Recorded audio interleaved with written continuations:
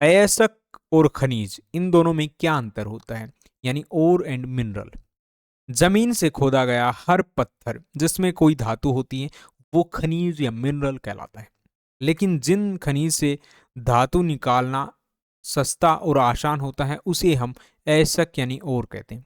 Simple शब्दों में, हमारे यहाँ पर जो भी मिट्टी होती है, आप मिट्टी को उठाइएगा तो उसके अंदर बहुत सारी धातु आपको देखने को मिल जाएंगी, लेकिन इसका मतलब ये नहीं है कि उसके अंदर से हम वो धातु निकाल लें, क्योंकि उस धातु को जब हम उस मिट्टी से निकालेंगे हो सकता है हमें खर्च ज़्यादा हो जाए, इतना फायदा ना हो, तो हम नहीं निकालेंगे। तो एक तरह से क्या है कि मिट्टी के अंदर मिनरल तो हैं, यानी कि जो मिट्टी होती है उसके अंदर मिनरल तो है, एल्यूमिनियम भी है, लोहा भी है, लेकिन निकालना बहुत महंगा है, कोई फायदे की चीज़ नहीं है। ठीक है।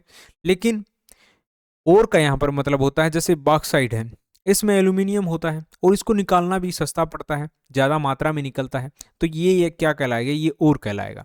यानी कहने का मतलब है जो अयस्क होते हैं वो खनिज हो सकते हैं, क्योंकि वो भी एक तरह से मिट्टी में ही मिलते हैं हमें, लेकिन सभी जो खनिज हैं वो अयस्क नहीं होते हैं, क्योंकि मिट्टी आप कहीं से भी उठा लीजिए, ठीक है, किसी भी मिट्टी को उठा लीजिए, कोई ना कोई धातु आपको उसके अंदर लगभग मिल ही जाएगी। लेकिन इसका मतलब ये नहीं होता कि हम उसको निकाल लें, क्योंकि निकालना वो सस्ता नहीं होता है, महंगा पड़ता है।